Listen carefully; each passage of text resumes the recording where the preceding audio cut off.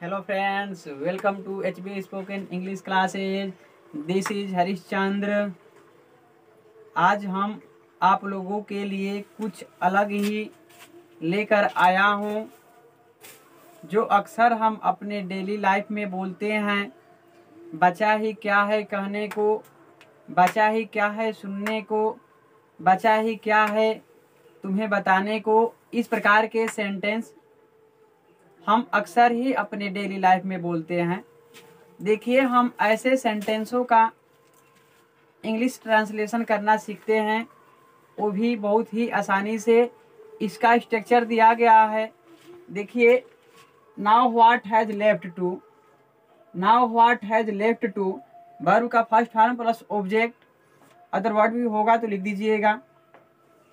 देखिए, आप लोगों को हर एक सेंटेंस में कॉमन दिखता होगा। अब बचा ही क्या है, अब बचा ही क्या है, अब बचा ही क्या है, अब बचा ही क्या है। इसके लिए हम लोग लिखेंगे now what has left two plus object, plus verb का फर्स्ट फॉर्म प्लस ऑब्जेक्ट। चलिए इसको बनाते हैं। अब बचा ही क्या है कहने को, now what has left to say, अब बचा ही क्या है देखने को, नाउ